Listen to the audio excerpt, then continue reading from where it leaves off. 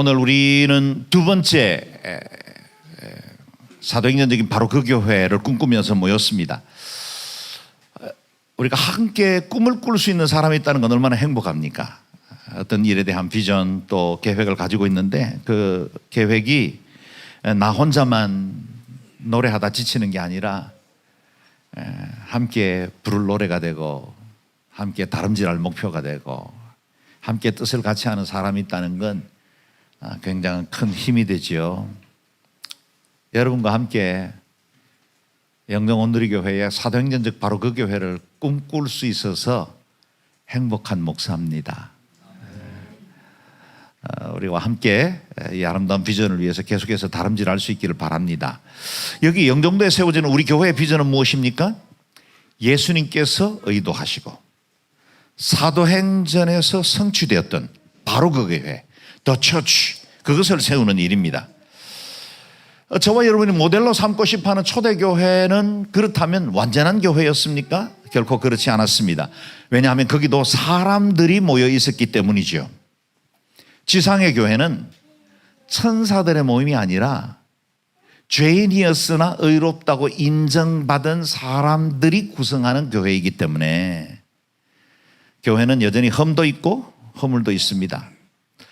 지상에서 천국을 가장 닮은 모형이 분명히 교회임에도 틀림이 없지만 이 땅에는 한 번도 완전한 교회가 세워진 적이 없습니다. 만일 어느 누군가가 여러분에게 정말 완전한 교회를 내가 봤다 그렇게 말하거든 여러분은 절대로 그 교회 가지 마시기를 바랍니다. 여러분이 가는 순간 그 교회는 완전해지지 않아요. 우리 허물 많은 사람들이 함께하는 순간 그 교회는 이미 허물과 함께 시작하는 겁니다. 그렇다면 왜 우리가 이 바로 그 교회의 꿈을 포기하지 않고 있습니까? 성령께서 역사하셨던 강력하게 역사하셨던 사도시대 때 만약 우리가 꿈꿀 수 있는 어떤 교회의 모델이 이루어졌다면 오늘 우리 시대에도 역시 어제나 오늘이나 영원토록 동일하신 성령님이 다스리는 교회이기 때문에 우리도 그 꿈을 꿀 수 있고 우리에게도 그와 같은 꿈이 현실이 될 수 있다는 것 때문에 우리가 이 같은 비전을 가지게 된 것입니다. 사도행전적인 교회가 무엇입니까? 성령으로 잉태된 성령 공동체요. 예수님께서 주인이신 예수 공동체요. 음부의 권세가 이기지 못하는 능력 공동체요. 천국 열쇠를 가지고 주님의 십자가와 부활을 증거하는 증인 공동체입니다. 반복해 볼까요? 사도행전적인 바로 그 교회, 저와 여러분이 꿈꾼다고 말하는 그 교회는 어떤 교회냐? 성령님이 다스리십니다. 성령님이 주관하십니다. 성령 공동체입니다. 우리 예수님께서 주인이십니다. 그 어떤 창립 멤버도 목사도 주인일 수 없는 오로지 예수 그리스도만이 다스리시는 교회, 그것이 바로 우리가 꿈꾸는 교회입니다. 음부의 권세가 이기지 못하는, 그래서 하나님의 그 능력과 권세를 가진 교회, 그리고 천국 열쇠를 가졌으므로 주님의 십자가와 부활을 증거하는 증인 공동체가 되어야 한다는 겁니다. 우리가 지금 꿈꾸고 있는 그 교회는 예수님께서 설계하신 교회이고 그리고 그것은 사도들에 의해서 초대교회에 성취되었던 교회입니다. 그리고 이 교회는 한순간 어느 시대만 풍미하다가 사라질 교회가 아니라 지상에 존재하는 모든 교회들이 지속적으로 꿈꾸고 다시 본질로 돌아가고 우리가 붙들어야 할 목표가 되는 그런 교회라는 겁니다. 그렇다면 바로 그 교회의 특징은 무엇일까요? 오늘 본문을 통해서 우리가 적용해야 할 중요한 원리들을 배웁니다. 첫 번째, 초대교회는 본질에 충실한 교회였습니다. 42절 다시 읽어봅니다. 시작. 그들은 사도들의 가르침을 받고 교제하며 빵을 떼는 것과 기도하는 일에 전념했습니다. 아멘. 운동에도 기본기가 중요하듯이 교회에도 기본기가 중요합니다. 그것이 바로 교회를 교회되게 만들어줍니다. 교회의 본질적인 4대 기본기가 뭘까요? 오늘 본문의 그대로입니다. 말씀, 교제, 성찬, 기도입니다.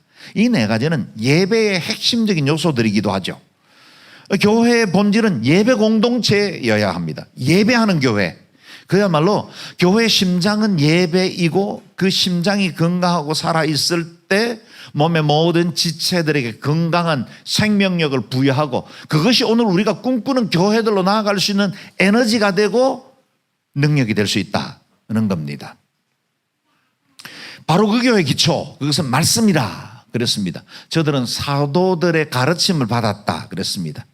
성령 충만한 체험으로 만족하지 않았다는 거예요. 여러분, 오순절이 임하자마자 그야말로 폭발력 있는 성령의 역사가 우리가 지난주에 나눴던 것처럼 바람 같은 성령의 역사, 불 같은 성령의 역사가 그들에게 임했고 그들은 다락방 문을 박차고 나가서 예수 그리스도, 너희들이 못 박아 죽인 예수가 부활하셨다고 담대하게 증거하고 그들이 이전에 한 번도 해보지 못한 말들을 쏟아내기 시작했는데 그것이 난곳 방언으로 각 사람들이 자신들의 언어로 복음을 듣게 될 수 있었다는 겁니다. 엄청난 역사이죠. 그와 같은 능력을 경험했지만 그들이 그것으로 만족하지 않고 그들은 말씀을 사모했고 말씀을 배우는 일에 힘썼습니다. 이를 통해서 저들의 신앙이 성장했고 영적 성장을 위한 자양분으로 말씀을 삼았다는 겁니다. 개인적으로는 말씀 읽기에 힘써야 하고 큐티하는 일에 늘 우리가 마음과 몸을 조아려야 하고 그리고 뿐만 아니라 크고 작은 모임에 우리가 모이는 일에도 힘을 쏟아야 합니다. 저들이 모일 때 함께 떡을 떼며 애찬을 함께 했다 그랬습니다. 여기서 떡을 뗀다는 말은 그냥 단순히 우리의 음식을 나눠 먹는 그런 것을 의미하지 않습니다. 성찬식에 사용되던 단어였습니다. 예수님께서 제정하신 거룩한 성례전을 행했습니다. 그래서 우리 교회도 할 수만 있다면 매주일 성찬식 하면 더 좋겠지만 교회 여러 가지 예배나 순서들로 인해서 우리가 매주는 하지 못하지만 매월 첫째 주일에 할 수만 있다면 조금 더 많이 성찬식을 하려고 애쓰고 있는 것입니다. 그리고 저들은 기도에 전혀 힘을 쏟았다 그랬습니다. 여러분, 성령 충만을 경험한 사람들은 기도하게 돼 있고 또 성령 충만한 사람이 그 성령의 은혜를 유지하려면 기도 없이는 이어지지 않습니다. 그래서 그 기도를 통해서 오순절의 역사가 과거의 영적 대단한 추억의 제목으로 남지 않고 영적 교만과 안일에 빠지지 않고 지속적으로 성령 충만을 유지할 수 있도록 그들은 기도에 힘을 쏟았다는 겁니다. 우리가 모델 삼고 싶어하는 사도행전적인 바로 그 교회는 기본기가 충실한 교회입니다. 그래서 할 수만 있다면 우리 영정원 누리교회에서 모이기를 힘씁시다. 기도에 힘을 쏟읍시다. 말씀 배우기에 힘쓰고요. 그리고 성례전에 역시 우리의 중심을 두어야 합니다. 바로 그 교회의 두 번째 특징은 능력 공동체였습니다. 43절 말씀을 함께 읽겠습니다. 시작. 모든 사람들에게 두려움이 임했는데 사도들을 통해 기사와 표적들이 나타났습니다. 아멘. 복음은 과거의 사건이 아닙니다. 언제나 복음은 현재 진행형입니다. 왜냐하면 우리 하나님이 살아계신 분이시고 지금도 역시 동일하게 일하시고 역사하시는 분이시기 때문에 그렇습니다. 그래서 사도행전적 교회는 기사와 표적이 있었다 하는데 우리가 만약 사도행전적 그 교회를 추구한다면 우리 교회 안에도 기사와 표적들이 일어나야 합니다. 성령께서 마음껏 역사하실 수 있도록 자신을 내어드린 인간의 이성과 우리가 가지고 있는 그 알량한 잣대나 경험들을 내려놓고 성령님이 역사하실 수 있도록 내어드리는 교회, 내어드리는 성도, 그들에게 성령님이 역사하십니다. 우리가 생각이 너무 많아서 미끄러지는 겁니다. 우리가 가진 너무 많은 경험들, 우리가 가지고 있는 지식이나 아니면 의지하고 있는 의료적인 처치나 생각들이 많기 때문에 우리가 하나님을 바라보지 못할 때가 너무나 많은 거예요. 성령님이 일하실 수 있도록 겸비하게 주님 앞에 모든 것을 내어놓고 크신 하나님의 능하신 손이 우리를 만지시도록 내어드릴 필요가 있다는 거예요. 저는 지금도 성령께서 우리 성도들을 치유하시고 새롭게 하실 줄로 믿습니다. 지금도 제가 집중적으로 기도하는 몇 분들이 계세요. 우리 성도들 가운데 쉽지 않는 마음의 어려움과 여러 가지 질병들을 가지고 있죠. 기도하고 있습니다. 하나님이 신실하시고 그분이 능력이 많으시고 좋으신 분이시라는 걸 알기 때문에 이 기도 멈추지 않을 거예요. 계속 기도할 것이고 하나님께서 능력으로 임하실 줄로 믿습니다. 어제나 오늘이나 영원토록 동일하신 하나님께서 초대교회에서 일하셨던 것처럼 오늘 우리 시대에도 동일한 권세와 능력으로 역사하시도록 내어드리는 공동체, 그것이 바로 우리가 추구하는 교회입니다. 그래서 저는 우리가 예배하고 기도하는 동안에 우리 안에 있는 마음의 연약한 것들도 치유받기를 바라고 육체적인 연약함도 치유받고 새로워지기를 바랍니다. 그동안 모나고 또 일그러진 인격과 감정적인 상태를 가지고 있다, 그것들이 건강해지고 균형을 잡고 안정된 심령이 되기를 바랍니다. 그래서 영과 혼과 육이 강건함으로 하나님 앞에 영광 돌리는 공동체와 성도들이 될 수 있기를 바랍니다. 바로 그 교회의 세 번째 특징은 섬김과 교제의 공동체였습니다. 44절에서 46절 말씀 읽겠습니다. 시작. 믿는 사람들이 모두 함께 모여 모든 물건을 함께 쓰며 재산과 소유물을 팔아 각 사람에게 필요한 대로 나눠주었습니다. 그리고 날마다 성전에서 한 마음으로 모이기를 힘쓰고 집집마다 빵을 떼면서 기쁨과 순수한 마음으로 음식을 나눠 먹었습니다. 아멘.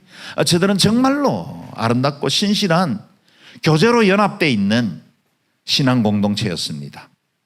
믿는 사람이 다 함께 있었다, 그렇게 표현하고 있는데 저들이 같은 장소에서 늘 공동체 생활을 했다, 그런 의미는 아닐 겁니다. 하루에 3,000명씩 회개하고 세례받는 사람들이 생겼는데 그들이 어떻게 당시에 어디에서 그렇게 한 자리에 모여 같이 살 수 있었겠습니까? 그들이 함께 있었다는 말은 전도관의 신앙 공동체처럼 또 우리가 이단 여러 사설 집단에서 보는 것처럼 공동체 생활을 했다, 그런 의미는 아닌 것 같습니다. 저들은 늘 모이기를 힘썼습니다. 공동체 중심의 삶을 살았습니다. 뿐만 아니라 모든 물건을 서로 통용했다는 겁니다. 내 것, 너의 것을 구분하지 않았습니다. 내 것과 내 것이 구분되지 않았던 세상의 것은 이 세상의 가장 아름다운 공동체의 모델이죠. 세상의 여러 사회복지단체나 어떤 긍휼을 실행하고 있는 모임들도 이 일을 흉내낼 수 없습니다. 공산주의가 이 일을 모방했을지는 모르겠지만 결코 초대교회에 이루어진 이 공동체는 공산사회를 추구한 것이 아니었습니다. 공산주의는 말 그대로 같이 생산해서 똑같이 나누어 먹자는 겁니다. 그리고 우리가 알고 있는 대로 그것은 70년 만에 대실패작으로 끝났죠. 제도를 통해서 통제하는 이 동일 분배 방식은 결코 초대교회 모습과 같지 않습니다. 초대교회 유무상통의 원리는 하나님 안에서 이루어졌고 또 그분의 사랑이 그 공동체를 이끌기에 가능했다는 거예요. 사람의 인격이나 배려심 그리고 성숙된 성품이라 할지라도 이 공동체를 지속적으로 유지하는 것은 불가능합니다. 보편 원리로 보면 우리는 언제나 남의 손에 들린 떡이 더 커 보이게 마련이죠. 두 사람이 한 방을 기숙사에서 같이 써도 두 사람의 생활 방식 때문에 우리는 같이 사는 것 자체가 불편하고 힘든 것이 사실입니다. 초대교회에 있었던 이 위대한 사건은 같이 생산해서 나누어 먹은 것이 아니라 각자의 사유재산이 다 보정되었고 각자 자신의 재산들을 관리하고 있었는데 내 것을 내 것이라 하지 않고 누군가 필요가 있을 때 기꺼이 다른 사람을 위해서 내어 놓았다는 겁니다. 그래서 45절에 보면 재산과 소유물을 팔아 각 사람에게 필요한 대로 나눠주었다고 기록하고 있습니다. 이보다 더 완벽한 신앙 공동체가 어디 있겠습니까? 우리가 일하고 수고하고 땀 흘려 애쓰는 것 다 내 것 위해서 살지 않아요? 좀 더 모으고 싶습니다. 안정된 노후를 보장받고 싶습니다. 지금 내가 수고하고 애써서 모아두면 그래도 노년에 내가 자식들에게나 다른 사람에게 신세지지 않고 편하게 살고 싶은 게 이게 인지상정이죠. 누구나 다 동일한 마음을 갖고 있습니다. 그래서 내가 필요한 것보다는 언제나 좀 더 쌓아놓아야 안심이 되는 삶을 삽니다. 그런데 성령 충만한 초대교회 성도들은 이걸 극복했었다는 거예요. 그렇다면 영종 온누리교회가 이 같은 유무상통의 공동체를 이룰 수 있을까요? 아마 쉽지 않을 겁니다. 내 것을 내어놓고 또 다른 사람들과 함께 공유하는 것, 그것이 은혜가 충만할 때는 일시적으로 이루어질 수 있을지 모르겠지만 그것이 지속적으로 우리 공동체를 만들어내기는 쉽지 않을 겁니다. 그런데 우리의 삶 속에서 우리가 가장 이상적으로 보고 있는 이 모델의 일부분이라도 실천할 수 있는 믿음의 용기들은 없을까? 이렇게 도전을 해보는 겁니다. 지난 30년 동안 저는 온누리교회를 섬겨오는 동안 나눔과 섬김을 실천한 수많은 성도들을 보아왔습니다. 여유가 있어서 나누는 분들도 있었습니다. 그런데 자신의 삶도 넉넉지 않지만 즐거이 나누는 분들도 많이 보았습니다. 한 성도님은 미용사셨는데 푼푼히 모은 돈으로 이태원에 다세대 빌라를 하나 구입하게 되었습니다. 자신은 먹고 사는데 큰 어려움이 없고, 그리고 은행 융자내에서 산 집이었지만 그래도 융자금 내기 어려움이 없으니 조금 여유 있는 것으로 선교사님들을 섬기기로 결정한 겁니다. 그래서 9칸 정도 있는 그 세대 가운데 3세대를 저희 두란노 해외 선교회에 내놓았고, 저도 한국에 한 번씩 선교지에 있을 때 들어오면 그 집에서 머물기도 했습니다. 머물 때마다 늘 감사한 마음이 컸습니다. 어느 누군가의 배려가 나그네 된 우리 사역자들에게는 큰 용기와 힘이 되었습니다.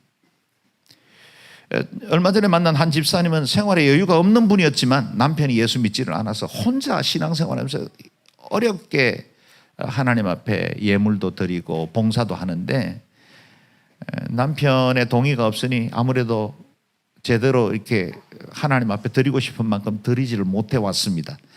그런데 이분이 이렇게 손재주가 있는 분이라 인형을 만들어서 선교사 자녀들 MK들에게 보내거나 아니면 선교지에 있는 자녀들에게 보내는 일을 시작했어요. 손으로 만든 인형이니 얼마나 많이 만들겠습니까? 그런데 그게 너무 지성으로 만들고 공을 들여서 만들어서 선교지에 보내면 우리 MK들이 너무 기뻐하고 감사해하는 것들을 보았습니다. 그가 할 수 있는 최선의 것을 하나님 앞에 드린 겁니다. 양지에서 8년간 섬길 때 한 성도 가정이 몇 번의 유산 끝에 아이를 가슴으로 낳기로 결정을 했습니다. 그래서 한 남자아이를 입양했습니다. 일반적으로 입양센터에 가면 몇 명의 아기를 추천해 준답니다. 그 중에 한 아기를 선택할 수 있도록 입양하려는 부모님에게 기회를 주는데, 이분들이 내가 마켓에서 물건을 고르는 것도 아니고 한 생명을 하나님께로부터 부여받아서 양육하려고 하는데 저는 그렇게 안 할랍니다. 그래서 보육원에서 그냥 추천해주는 첫 번째 아이를 무조건 받았습니다. 그리고 잘 양육하고 있습니다. 아이가 돌이 되는 때 제가 돌잔치 하면서 한 아이는 외롭습니다. 아기 하나 더 입양하면 좋겠습니다. 목사가 이런 말 함부로 하면 안 돼요.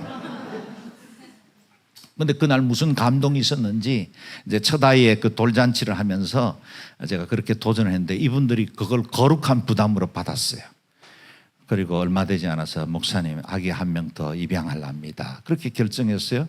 이 가정 굉장히 어렵습니다. 가난한 가정이에요. 그런데 아기 한 명을 더 입양을 했고 얼마 키우더니 어느 날 제게 와서 목사님 하나 더 입양하려고 합니다. 그래서 그때는 제가 말렸어요. 너무 심하지 않니? 이거 무리되지 않겠어요? 근데 또 입양을 해서 3명을 얼마나 이쁘게 키우는지요.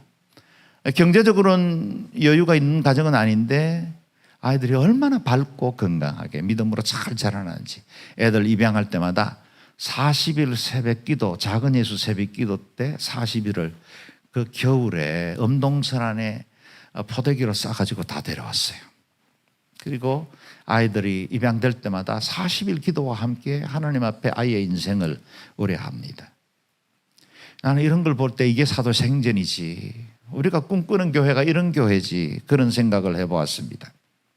우리 목사님들 가정에도 아이를 입양해서 양육하는 분, 탈북자 미혼모가 낳은 아이 데려다 키우는 가정들, 위탁가정 키우는 성도들, 여러 가정들이 많이 있습니다.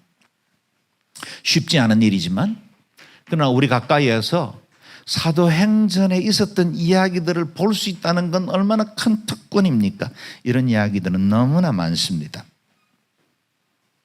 뿐만 아니라 늘 일상생활 바쁜 중에도 교회 일이라면 두말 않고 달려와서 섬기는 이들이 있고, 선교지에 가난한 아이들을 위해서 매월 후원금을 보내는 이들이 있고, 힘든 농어촌 목회자를 위해서 생활비를 보내는 사람들, 자신도 결코 넉넉하지는 않는데 선교지에 교회 하나 세워 주십사고 큰 재정을 맡기는 분들도 있었습니다.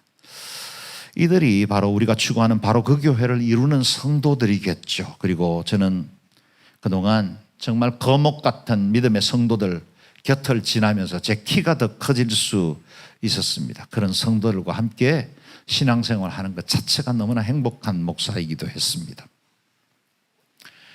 여러분, 영종온누리교회의 탄생 배경에 대해서 얼마간 들어 아실 겁니다.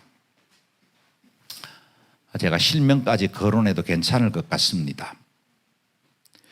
부동산 개발업을 하는 한임 주식회사의 전영한 회장님의 헌신으로 영종온누리교회는 선물처럼 주어졌습니다. 전영한 성도님은 자신이 일평생 사업을 통해서 얻은 전 재산을 사회와 복음을 위해서 환원하기로 결정을 했습니다. 그리고 마지막으로 그래도 자녀들에게 각각 작은 선물을 주기로 결정했는데, 세 자녀들 가정에 40억씩 주기로 했습니다. 우리하고는 좀 단위가 다르죠, 선물이라는 게. 그리고 말하기를 더 이상은 내가 너희들에게 남겨주지 않는다. 그리고 이것은 내가 사회와 하나님을 위해서 쓰겠다. 그렇게 말하셨답니다. 그런데 얼마 지나지 않아 자녀들이 하나둘 받은 선물을 되돌려 드렸습니다. 자녀들이 되돌려주면서 한 말이 이렇습니다. 아버지는 우리가 어릴 때부터 공부하는 건 무엇든지 내가 끝까지 다 밀어주마. 그러나 너희들이 공부가 끝나면 내가 너희들에게 한 푼도 주지 않는다라고 늘 교육해 오셨습니다. 그런데 아버지가 스스로 하신 말씀을 깨뜨리면 안 됩니다. 그리고 자녀들이 40억씩 다 들고 왔는데 그 중에 한 사람은 목사입니다. 목사가 뭘 있다고 돌려줘요? 우리가 그래서 그거 아니다 이렇게.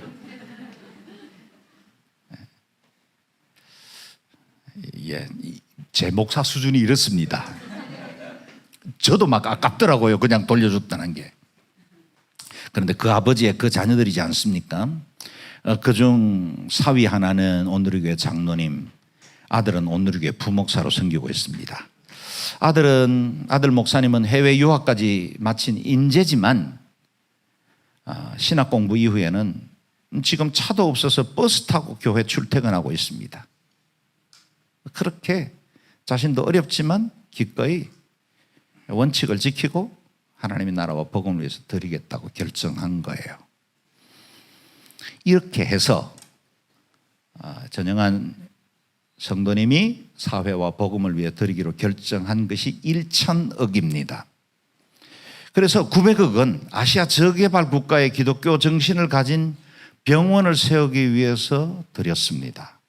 그래서 처음에는 에티오피아, 미얀마, 또 캄보디아 여러 지역들을 물색하고 있는데 아직도 적절한 나라를 구하지를 못했습니다.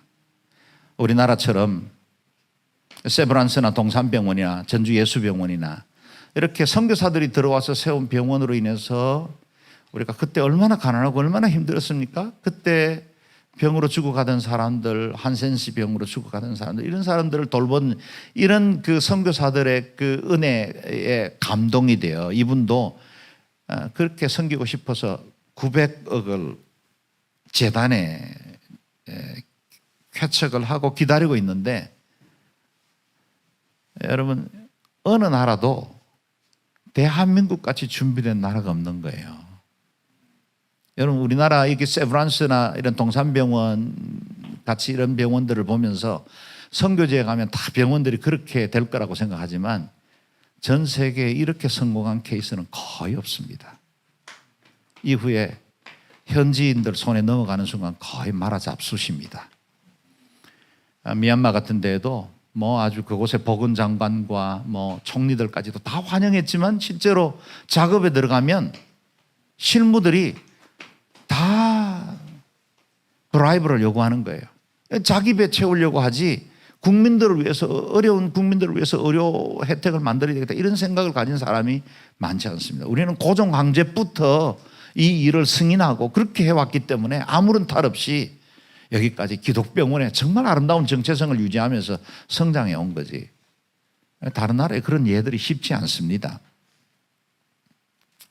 그래서 그 1,000억 중에 11조가 100억이고 그 100억으로 우리 영정온누리교회를 건축한 것입니다. 대지 구입에 27억 들었고 나머지 63억으로 예배당을 지었습니다. 이후에 인테리어 공사 그리고 또 음향 영상 장비 또 안에 교회의 여러 사무 집기나 시설들은 온누리교회가 담당해서 오늘 여기까지 이어졌습니다. 가진 자의 책임, 노블리스 오블리제의 아름다운 본을 우리가 보는 것 같고 또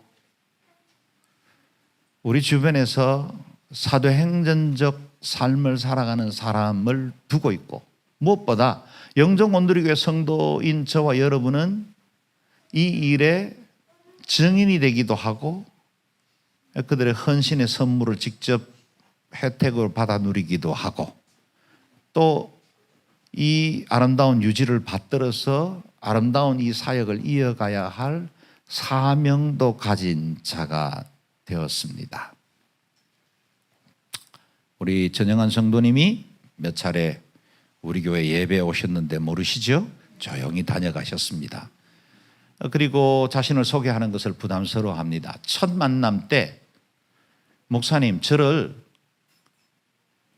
교회를 건축해서 바친 성도로 여기지 마십시오.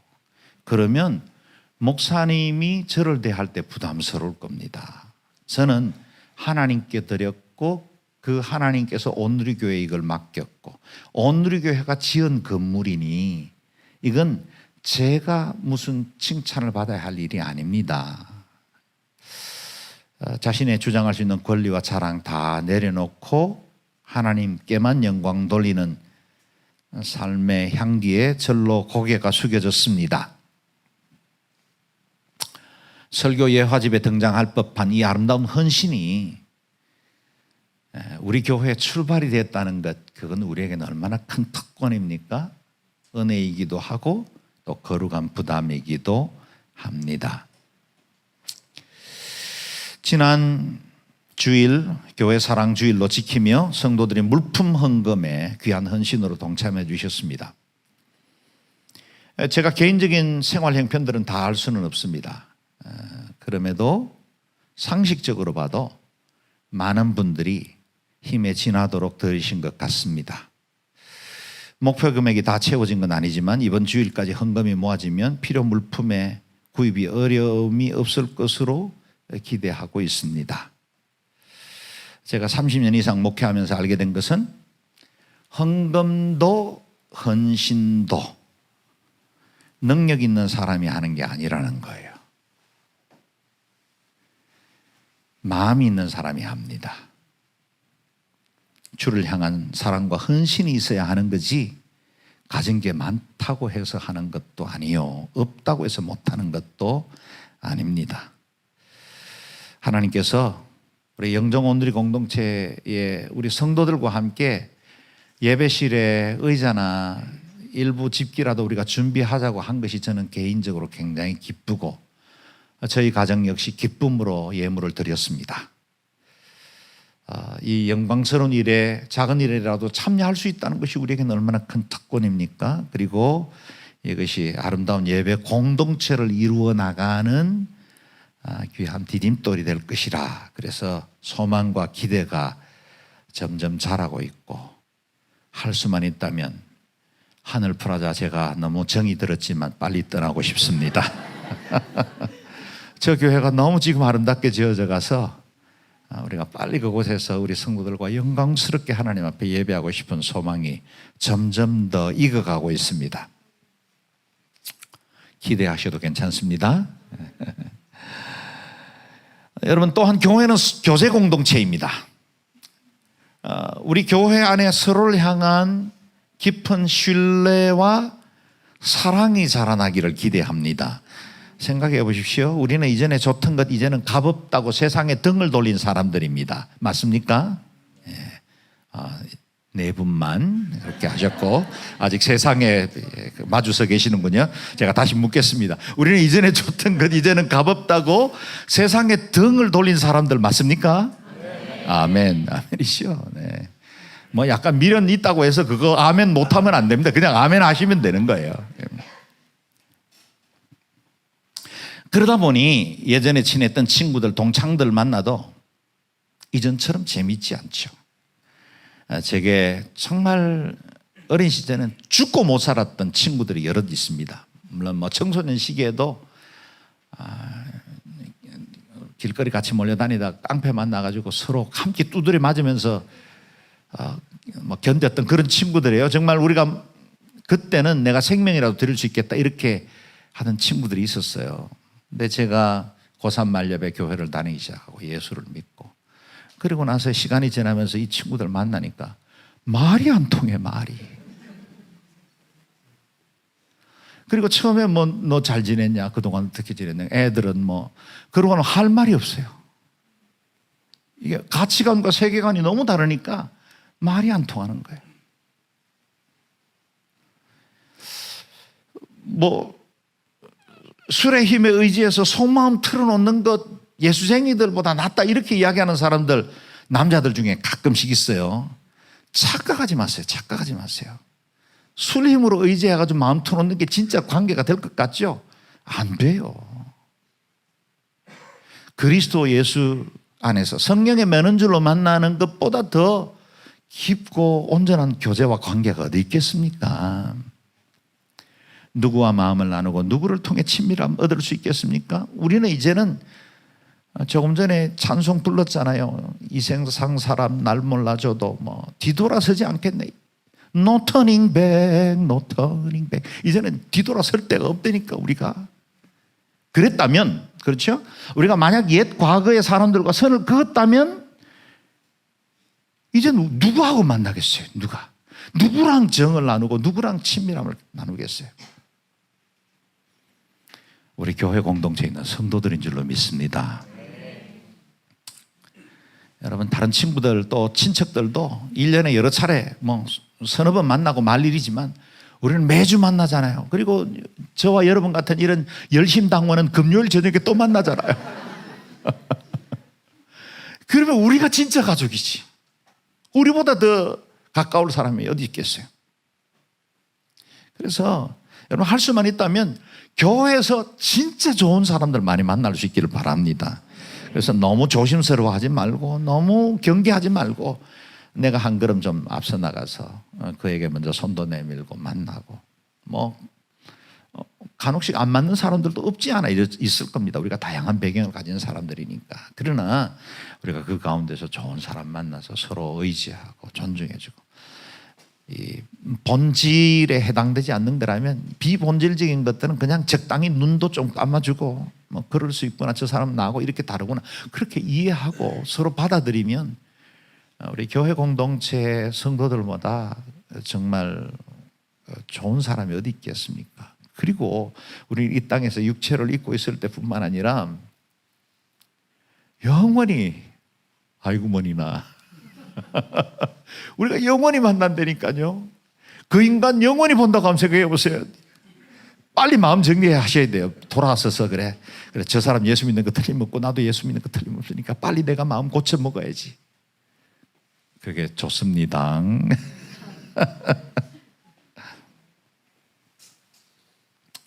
우리는 그리스도 안에서 성령의 매는 줄로 하나가 된 사람들입니다. 그래서 우리가 그리스도 안에서 서로 귀히 여기고 한 마음 되어서 교회 공동체 안에 정말 서로 위해주고 한 마음으로 아름다운 공동체 이루어 나갈 수 있기를 바랍니다. 은혜가 넘치는 교회는 모이기를 힘쓰는 교회입니다. 46절 후반절에도 보면 날마다 성전에서 한 마음으로 모이기를 힘썼다 그랬습니다. 날마다 성전에서 한 마음으로 모이기를 힘썼다. 좋은 교회들은 교인들이 괜히 교회 와서 얼쩡거리는 교회입니다. 별로 할 일도 없는데 괜히 교회 온 거예요. 여러분 그렇게 좀 교회 좀 오세요. 저도 가끔씩 모임 없는 날 평일에 성도들이 교회에 나타나면 오늘 웬일로 오셨어요? 이렇게 묻습니다. 제가 그렇게 물으면 안 되는데 그렇게 물어요. 물을 필요가 없는 것이 좋습니다.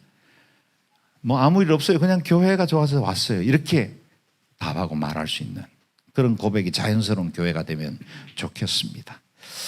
은혜로운 공동체는 예배 마쳤는데 금세 흩어지지 않습니다. 그냥 예배 마쳤는데 썰물 빠지듯이 그냥 샥 빠지는 교회는 은혜가 없는 교회임에 틀림이 없어요. 은혜 있는 교회는 거기서 그냥 머물러 있고 싶은 거예요. 그리고 괜히 할 말이라도 붙일 수 있는 사람 없나 하고 이렇게 두리번거리고 그래야 좋은 교회죠. 우리 운남동에 카페를 만드는데 1층에 이쁘게 카페가 나올 거예요. 아직 커피 기계는 도네이션 한 분이 없네요. 그런데 어쨌든 우리가 카페를 만드는데 이 카페에 아무리 우리가 이쁘게 잘 만들고 커피 잘 내려보려고 애쓴들 그 옆에 있는 정말 이 핫플레이스들 따라갈 수 있겠습니까? 그래서 저희는 아예 그건 경쟁도 안 합니다. 그하고 경쟁하지도 않고 단지 성도들이 와서 그냥 편안하게 앉아서 쉬고 커피 맛은 조금 못해도 교회이기 때문에 좋고 그런 공간. 그래서 그 카페에서 1대1도 하고 평일날도 괜히 일 없이 애 데리고 와가지고 애하고 같이 놀아주기도 하고 이웃집에 아줌마하고 딴 데 가지 말고 교회 와가지고 이야기하면서 자연스럽게 교회 문화도 익히고 교회가 그렇게 나쁘고 낯선 곳이 아니네 그런 느낌을 갖도록도 하고 그런 자리. 그래서 그냥 언제든지 교회 문 열고 들어오면 여기 내 집이야 그렇게 느낄 수 있는 교회.